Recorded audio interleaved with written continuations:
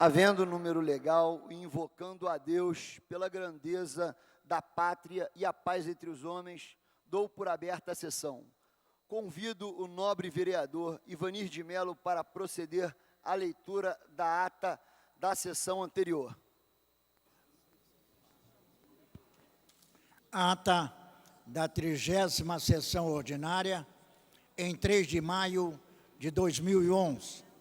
Presidência dos senhores vereadores, Jorge Felipe, presidente, Leonel Brizola Neto, primeiro vice-presidente, e Paulo Messina, segundo suplente. Às 14h15, em segunda chamada, com a presença dos senhores vereadores Tio Carlos, Paulo Messina, Carlinhos Mecânico, Dr. João Ricardo, Argemiro Pimentel, Jorge Pereira, Ivanir de Mello, Chiquinho Brazão, João Mendes de Jesus, Dr. Jorge Manaia, João Cabral, Tereza Berger, Elton Babu, Andréa Gouveia Vieira, Paulo Pinheiro, Dr. Eduardo Moura, Rubens Andrade, Dr. Edson da Creatinina, Marcelo de Arar, Eliomar Coelho, Jorge Braz e S. Ferraz. 22. Assume a presidência o senhor vereador Paulo Messina, segundo suplente, e ocupa o lugar de secretário o senhor vereador Tio Carlos, a convite. Encerra essa sessão às 17h27. Aprovada a ata, passa-se ao grande expediente. Não havendo orador inscrito, a presidência franqueia a palavra. Me perdoa, com a palavra franqueada, nosso doutor Eduardo Moura dispõe de 10 minutos. Senhor presidente, senhores vereadores, funcionários, assessores, imprensa, eu recebi a cópia de um e-mail de uma pessoa, de um assessor de um dos vereadores da casa, e nesse e-mail diz o seguinte: paracetamol, verdade.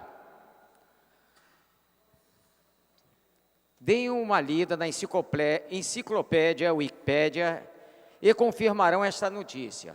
Segundo o professor Dr. Renan Marino, professor de pediatria da FAMERP, Faculdade de Medicina de São João do Rio Preto, São Paulo, a dengue é uma doença virótica, parente da hepatite C e sempre foi benigna, isto é, nunca matou e não mata. Isso até 1957, quando surgiu no mercado a droga chamada paracetamol. Foi imediatamente indicada como tratamento para a dengue pelo Ministério da Saúde brasileiro, embora não exista nenhum trabalho no mundo todo que comprove a eficácia deste veneno no tratamento da dengue. A partir de 1957, a dengue começou a matar. O paracetamol é uma droga que destrói o fígado do paciente. O vírus da hepatite C já detona o fígado e, com o veneno do paracetamol, esse fígado é destruído, o que leva o paciente à morte. A dengue hemorrágica nada mais é do que a reação do organismo quando o fígado, destruído pelo paracetamol, provoca a morte do doente.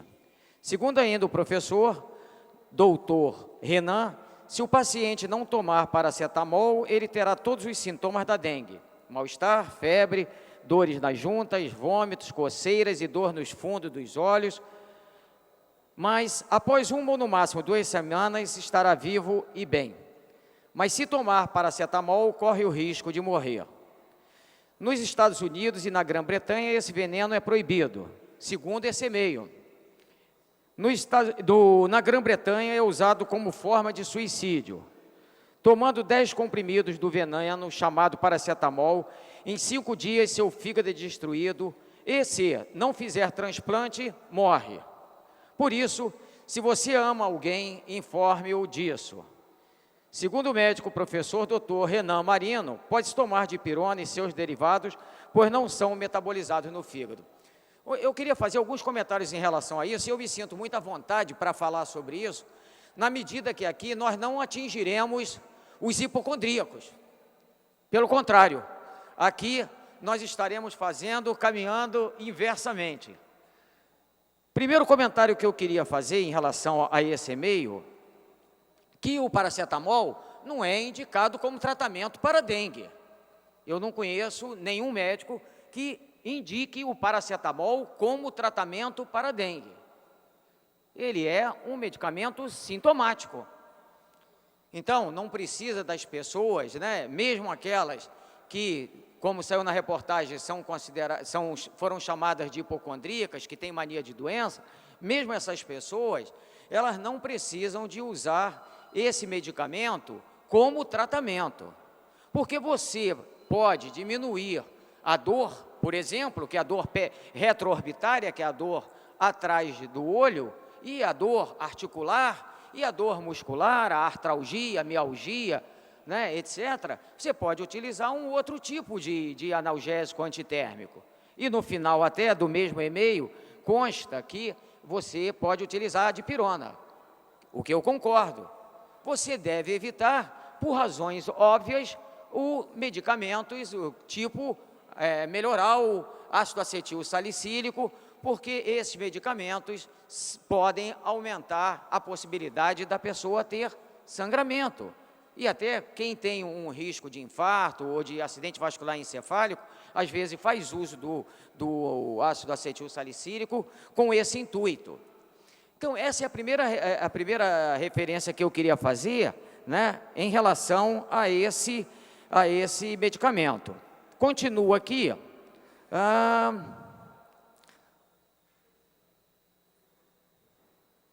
A pessoa tomar paracetamol e ter o risco de morrer. A posologia do paracetamol comprimido, por exemplo, o companheiro que forneceu o e-mail, é um comprimido de 6 em 6 horas. Você não tem que ficar fazendo paracetamol de hora em hora, tomar 10 comprimidos. E eu achei até curioso, tomando 10 comprimidos do veneno paracetamol, em 5 dias, seu fígado é destruído. E se não fizer transplante, morre. Eu queria fazer um comentário, que aqui o e-mail é um pouco complicado para quem pegá-lo e não entender, porque não é 10 comprimidos durante os 5 dias, eles querem dizer 10 comprimidos por dia. Por que você vai tomar 10 comprimidos de paracetamol por dia? Não vai resolver nada, a dor não vai diminuir por causa disso, pelo contrário, você pode realmente ter um problema, porque ele é metabolizado pelo fígado. Você faz o paracetamol de 6 em 6 horas, no máximo de 4 em 4 horas, que você vai tomar 5 comprimidos por dia, a metade da dose que traz problema e que traz transtorno, que vai trazer lesão para o fígado.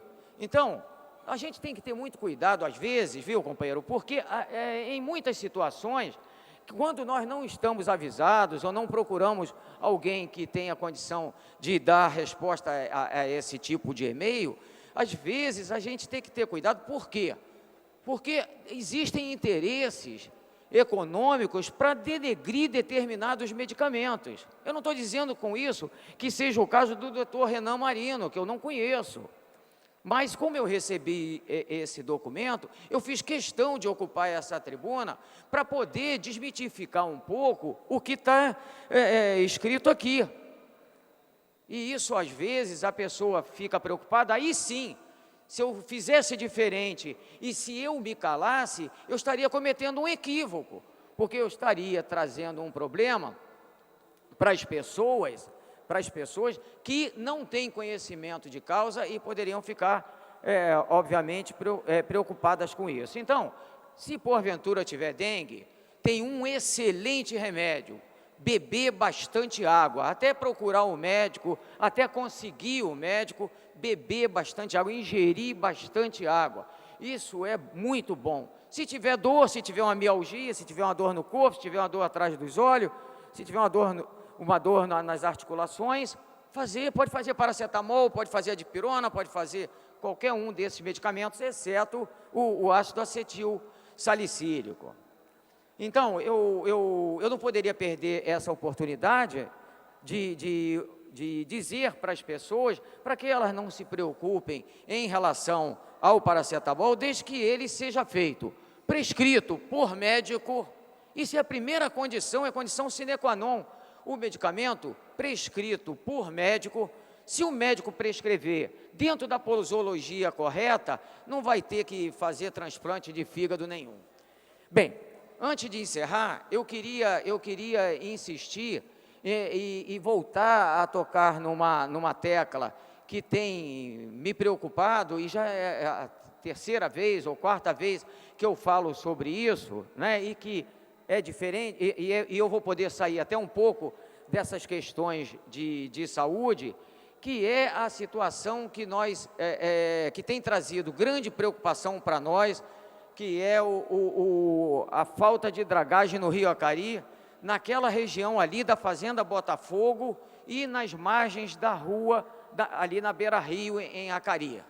Tanto na Fazenda Botafogo, como nas margens da Rua Ipueira, da rua Guaiúba, toda aquela região ali, até na Piracambu, que é em Acari, aquilo ali é um problema seríssimo quando o rio, quando as chuvas fazem com que o rio transborde e trazem problemas muito sérios para as pessoas. Às vezes, quem não conhece, nem imagina os problemas que aquelas pessoas têm ali.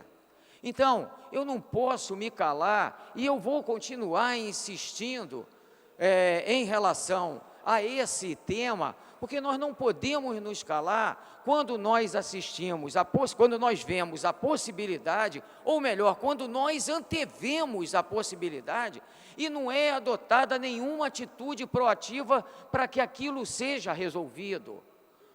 O rio chega a atingir até, às vezes, meia parede do primeiro andar, das pessoas que moram ali no primeiro andar. As pessoas perdem os seus bens, às vezes conseguidos com dificuldade. E eu recebi, e eu já falei até sobre isso, recebi uma resposta no RI que nós fizemos, que está sendo feita uma nova licitação, porque a anterior caducou.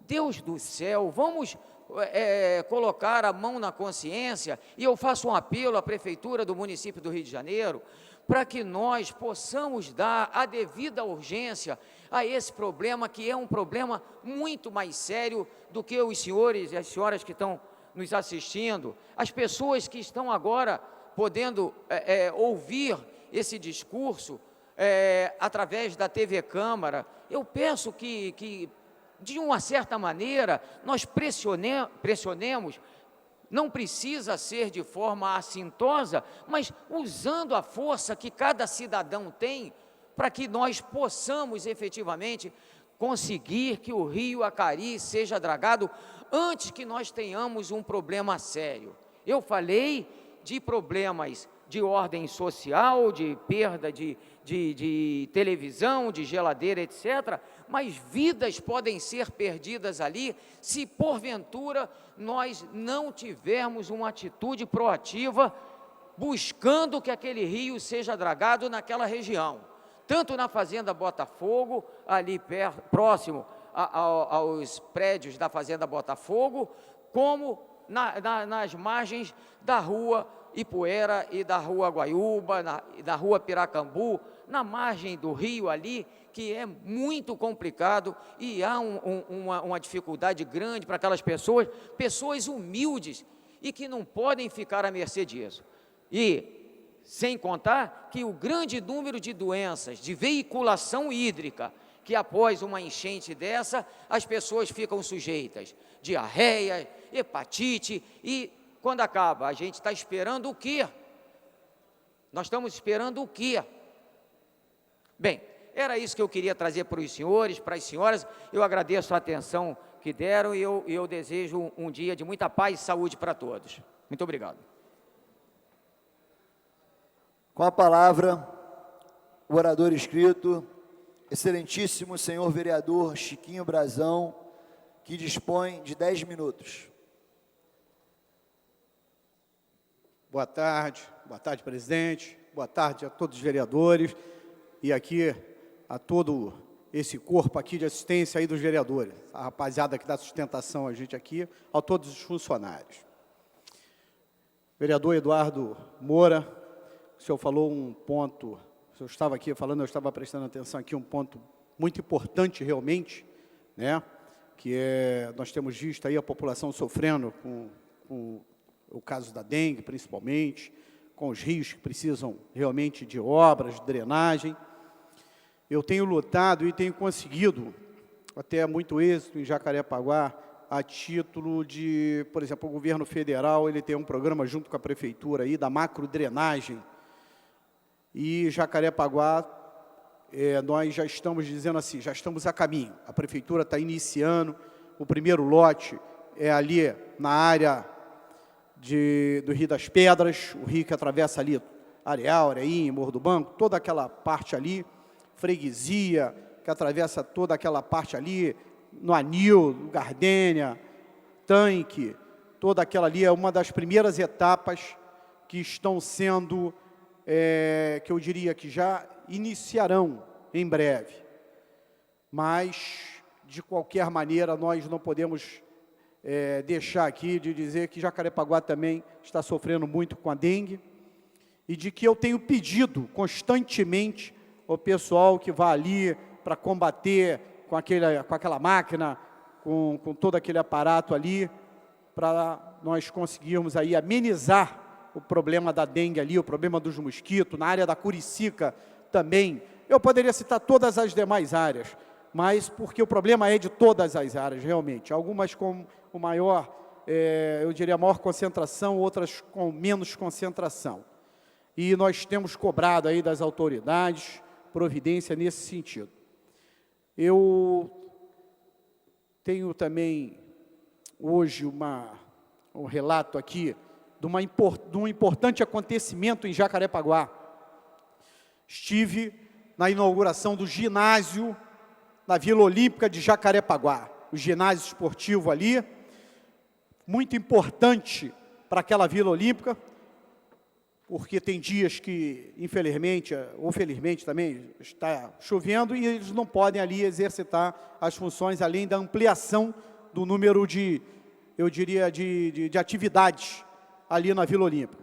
Agradecer, não poderia deixar de agradecer mais uma vez ao prefeito Eduardo Paes, que estava lá, inaugurou, eu estava presente, eu estou constantemente cobrando ali para aquela vila, que é importante para o desenvolvimento ali do esporte naquela região, para tirar justamente as crianças daquela área, das comunidades carentes, que ali está no centro de uma série de comunidades carentes. Então é importante ressaltar que aquilo ali certamente vai mudar o futuro ali daquelas crianças que estão se dedicando ao esporte, e nós sabemos que além de desenvolver a saúde, ali certamente vai trabalhar levando, como o professor Renato, que está ali à frente, leva sempre um esportista de ponta, para que as crianças tenham ele sempre como ídolo. Então, isso está sendo muito importante ali para a nossa comunidade, para aquelas crianças ali, e aquela vila tem contribuído muito ali na nossa região. Eles têm desenvolvido realmente um excelente trabalho, tem sido ali uma coisa muito positiva para Jacarepaguá. Então, eu gostaria, mais uma vez, de ressaltar aqui, de que o prefeito está de parabéns, o caminho. E também nós temos diversas outras obras acontecendo naquela região. A título da Trans Carioca, a Trans Olímpica, que está também aí em breve para começar.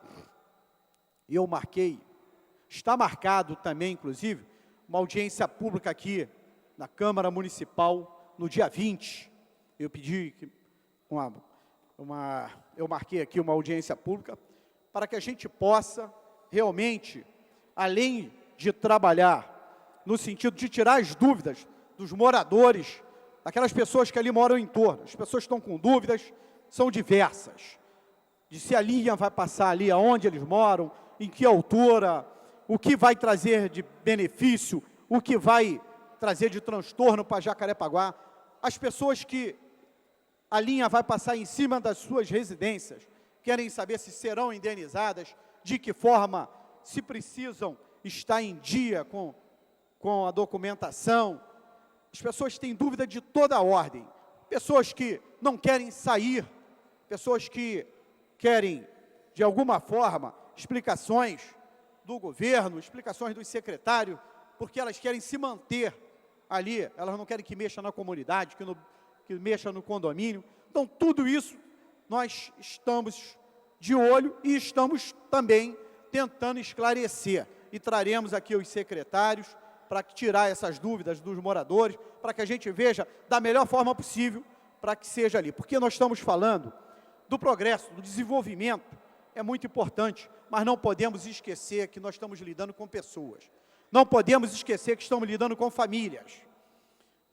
Nós temos compromisso com as famílias. O governo tem compromisso com a família. Porque nós, governantes, nós passamos.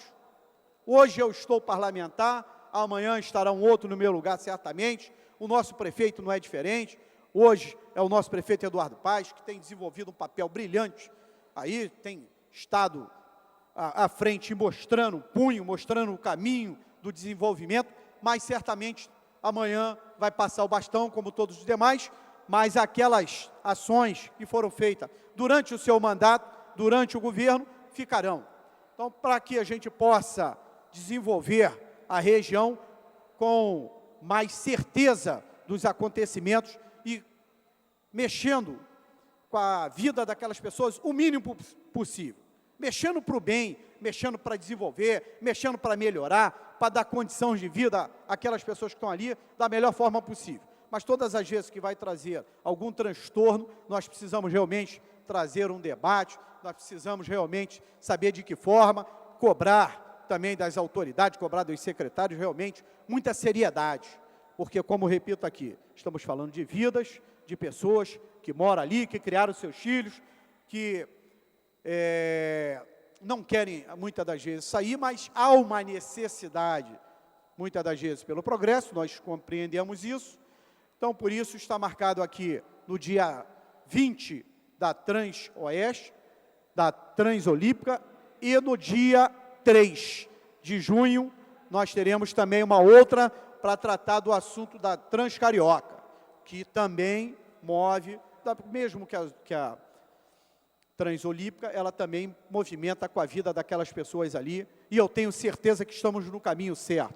O prefeito é um homem muito ativo, um homem muito veloz, um homem que tem buscado melhorar realmente a nossa cidade e que tem conseguido muito êxito nisso aí. Os secretários que têm também se dedicado muito, mas sem esquecer de que estamos lidando com pessoas, estamos lidando com famílias e precisamos ter a preocupação do realocamento daquelas pessoas que moram ali, tratar das indenizações, de que forma isso pode ocorrer. Tá bom, presidente, muito obrigado, um abraço. Não havendo mais orador inscrito, a presidência franqueia a palavra. Não havendo manifestação por parte dos senhores vereadores, a sessão fica suspensa até às 15h40. Está suspensa a sessão.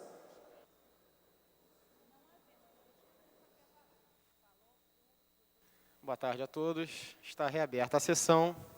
Terminada a primeira parte do grande expediente, passa-se a segunda parte, na qual o orador inscrito é o nobre senhor vereador Paulo Pinheiro, do PPS, que dispõe, vereador, de 20 minutos. Boa tarde, senhor presidente, vereador Leonel Brizola Neto. Hoje não posso falar para os meus colegas vereadores, mas falo para os meus colegas funcionários da casa, que estão aqui presentes. Vou perturbá-los mais uma vez falando sobre saúde. Presidente, nós estamos acompanhando aí pela imprensa, principalmente pela televisão, os jornais acompanham, e as televisões, a sua querida TV Globo, resolveu agora fiscalizar a saúde. E quase que diariamente vem apresentando matérias a respeito dos problemas da rede de saúde. E como a gente ouve sempre falar, a saúde é uma coisa muito complicada. O que o município tem a ver com o Estado? Nesse caso, dos problemas que a televisão e os jornais estão apresentando, uma coisa acontece em decorrência da outra. Nós sabemos que a rede de saúde do Rio de Janeiro, quando a capital federal saiu do Rio de Janeiro e foi para Brasília, e aqui tivemos o início dos trabalhos do Estado do Rio de Janeiro e do Estado da Guanabara, as autoridades da saúde resolveram dividir a saúde entre uma parte que ficava para o Estado da Guanabara e a outra, a partir da criação da Prefeitura do Rio de Janeiro, foi entregue para a Secretaria, recém-criada, então, Secretaria Municipal de Saúde. Então, o Estado da Guanabara, na época, hoje Estado do Rio de Janeiro, tinha 2 secretarias de saúde.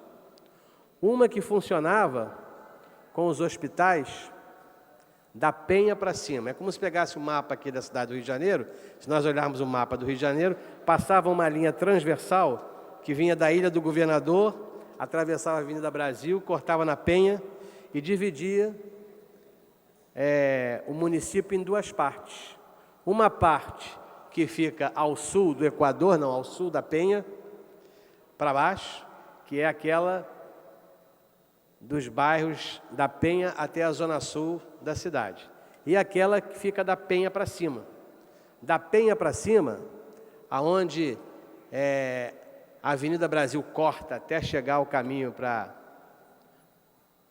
toda a região Itaguaí, Mangaratiba e caminho para Angra dos Reis, até ali, Santa Cruz, todos os hospitais construídos, e foram construídos no passado, exatamente, seguindo mais ou menos a linha férrea, todos os hospitais da Penha para cima passaram a ser hospitais estaduais. Getúlio Vargas na Penha, Carlos Chagas em Marechal Hermes, Albert Schweitzer em Realengo, Rocha Faria em Campo Grande, Pedro II em Santa Cruz.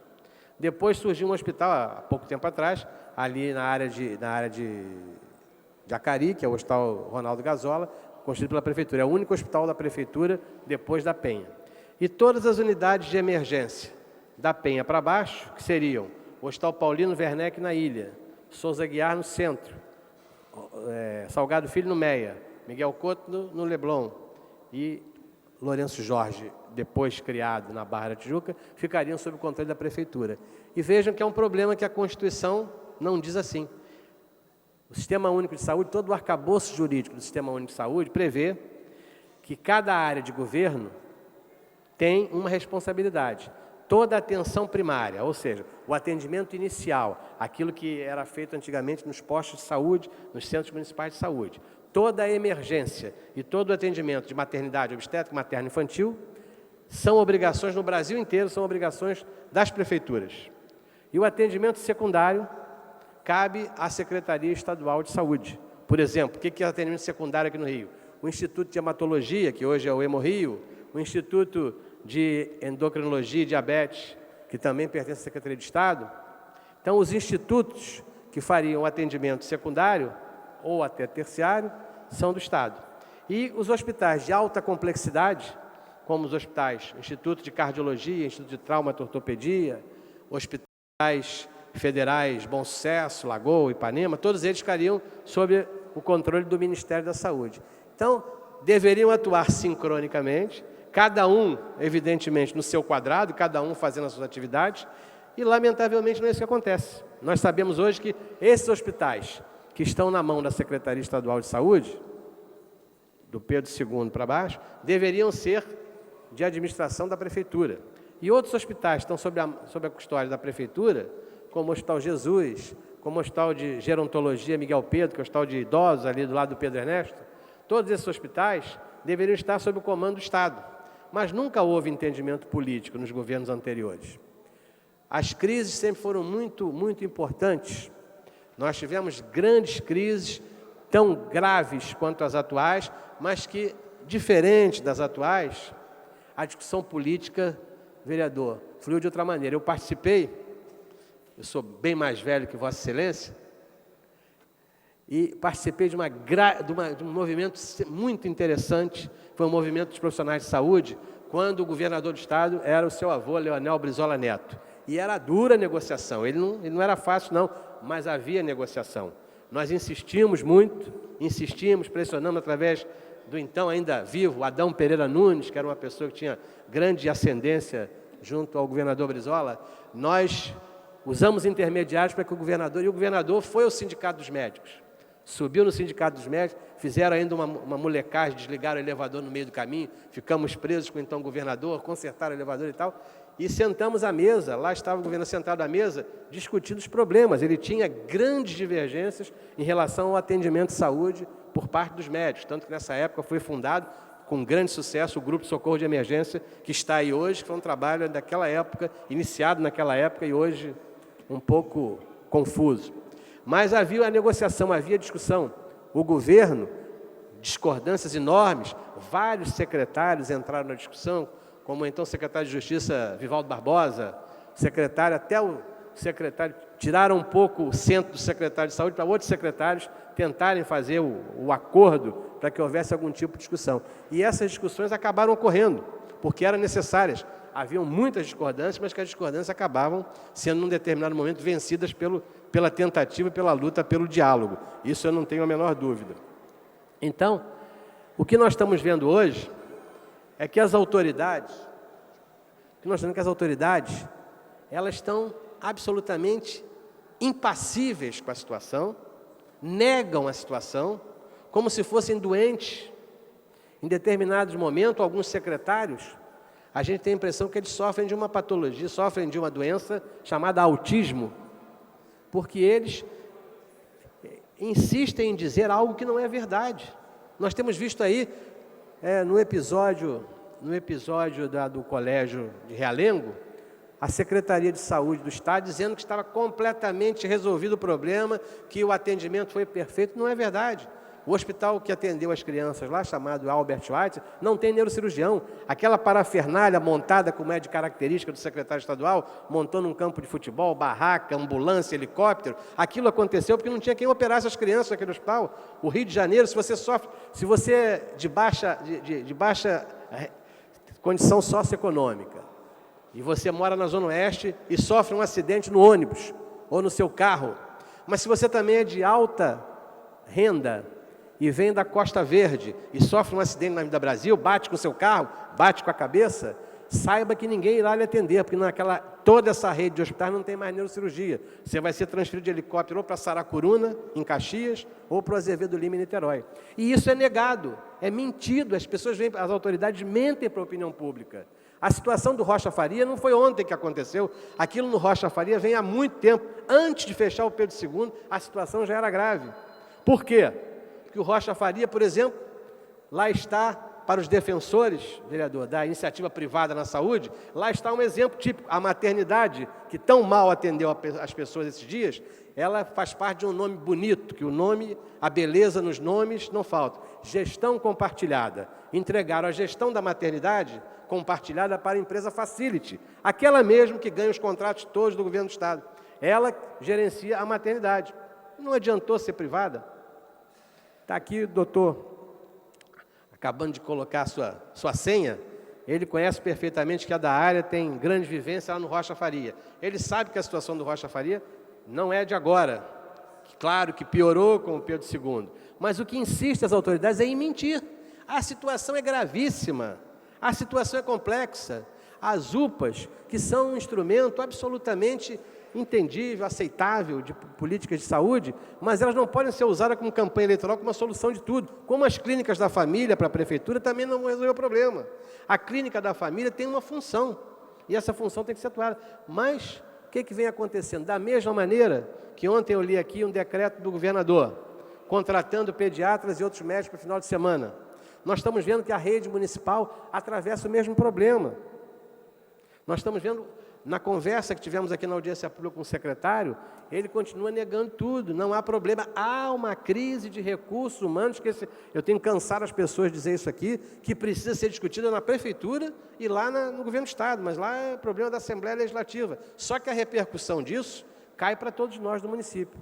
Então, nós estamos vendo hoje que a situação, por que hoje chegamos à conclusão? Através de uma ilegalidade cometida pela TV Globo, que filmou paciente que não era permitida a filmagem. Por quê? Só burlando a lei é que conseguiram mostrar que quem burlava a lei primeiro era a autoridade estadual, que dizia que tudo está a mil maravilhas. Não está. O Hospital Albert Schweitzer, em Realengo, que atendeu as crianças mal ou bem, com o esforço dos profissionais, vai muito mal. Fecharam o Hospital Carlos Chagas em Marechal Hermes, e esses pacientes que ali eram atendidos eram um dos hospitais que mais recebia baleados no Rio de Janeiro. Esse hospital está fechado, só funciona para pacientes que chegam lá enviados de ambulância ou enviados de outros hospitais. A grande emergência do Carlos Chagas morreu. E na área municipal vimos a mesma coisa. O Hospital Souza Aguiar está repleto. O Hospital Salgado Filho repleto. A qualidade do atendimento, tanto no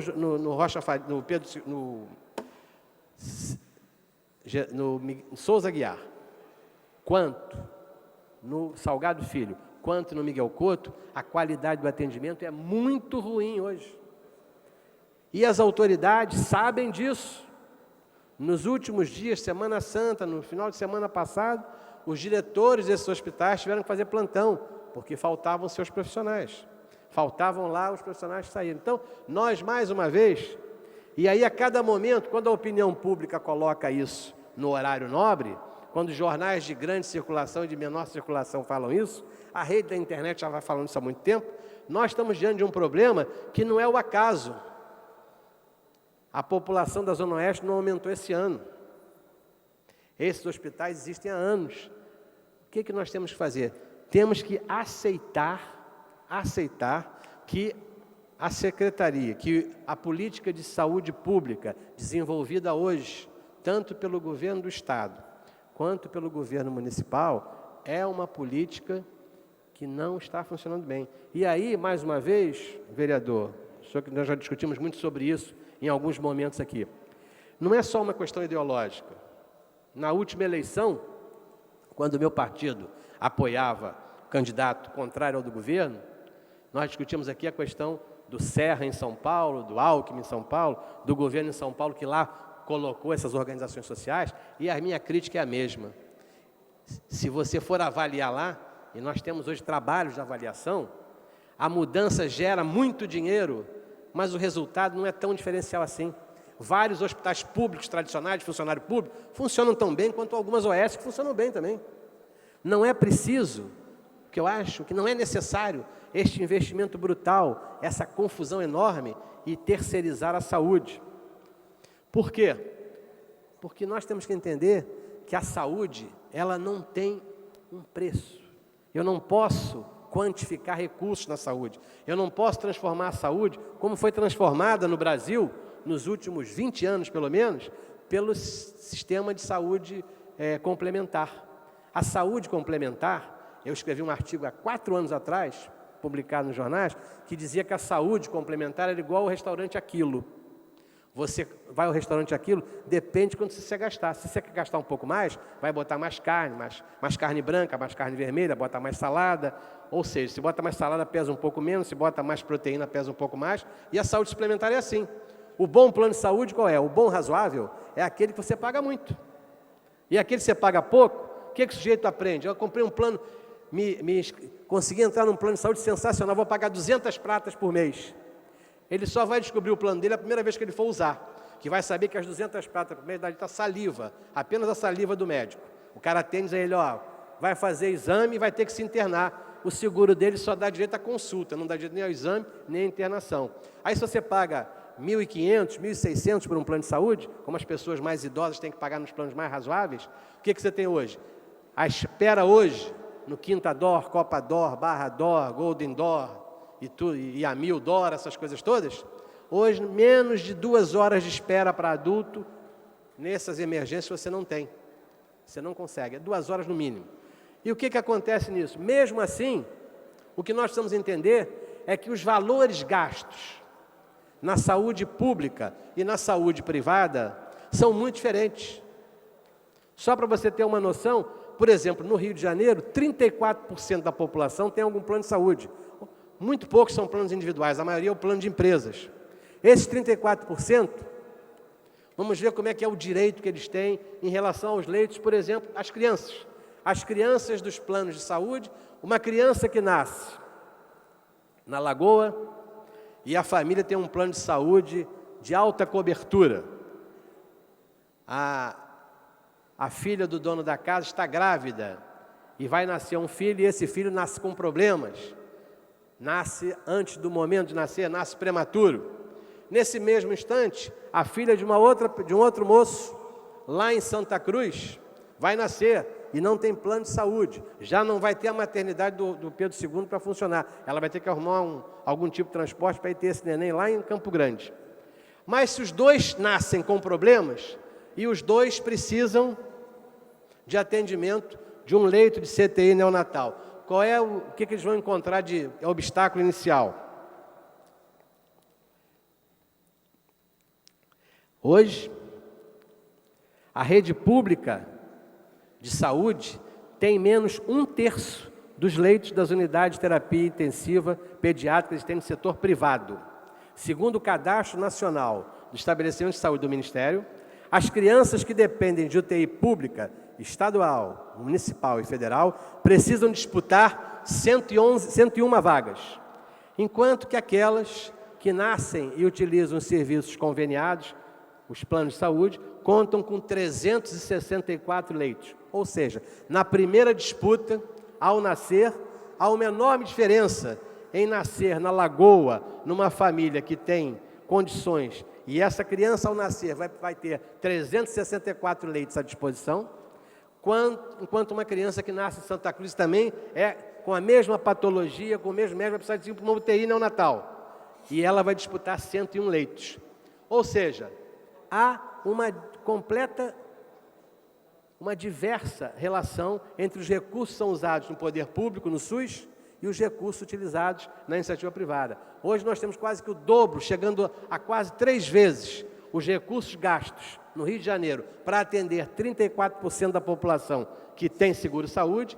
Para esse grupo, gasta-se quase 3 vezes mais do que o Sistema Único de Saúde gasta para atender os outros 66% da população. Então, senhores, o que era importante, eu queria encerrar, já que as luzes estão vermelhas, é que nós estamos sendo chamados a atenção para um problema grave, que temos que participar desse problema, temos que discutir esse problema, nós temos que encarar e voltar. Eu tenho dito várias vezes aqui, qual é a política de recursos humanos da Secretaria Municipal de Saúde? Ela está errada, é preciso discutir. Eu já propus e tentei uma CPI aqui, os meus colegas acharam que não era problema para a CPI.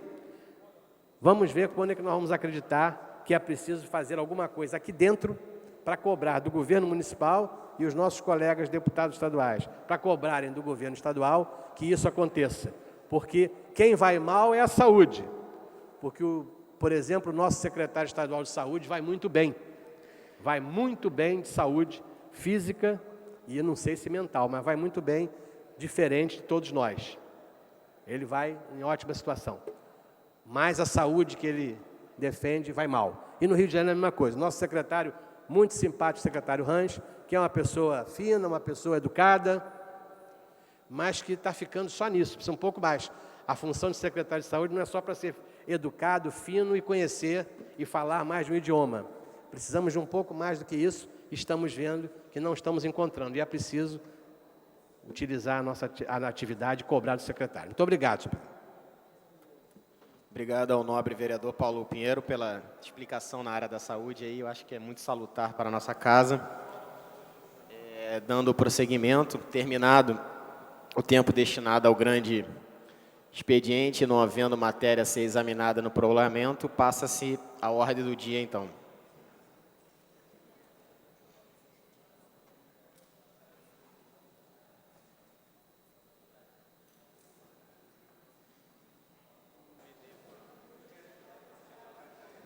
Pela ordem, o nobre vereador Ivani de Mello. Por favor, vereador.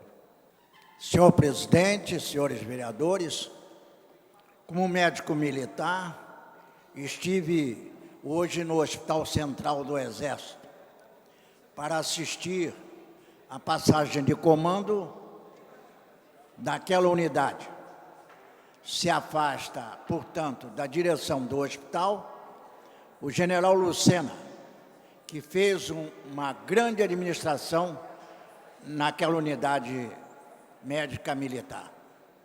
E assim sendo, eu gostaria de destacar o trabalho efetuado naquela unidade pelo nosso general Lucena, companheiro antigo do Exército Brasileiro, e tive o prazer de verificar o grande avanço naquela unidade. Portanto, parabenizo neste momento o general Lucena pela sua grande administração na frente do Hospital Central do Exército. Sendo evidente a falta de quórum para dar continuidade aos trabalhos,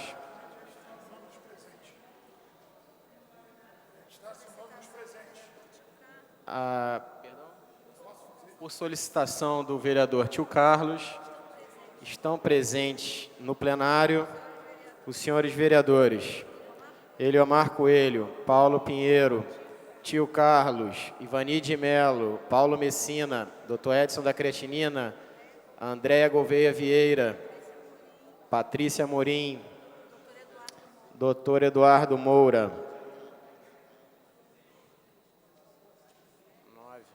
9. 10 com a presidência. Presentes nas 10 nobres vereadores, não há quórum para deliberar e dar continuidade. A presidência, antes de encerrar, convoca a sessão ordinária para amanhã, às 14 horas. Está encerrada a sessão.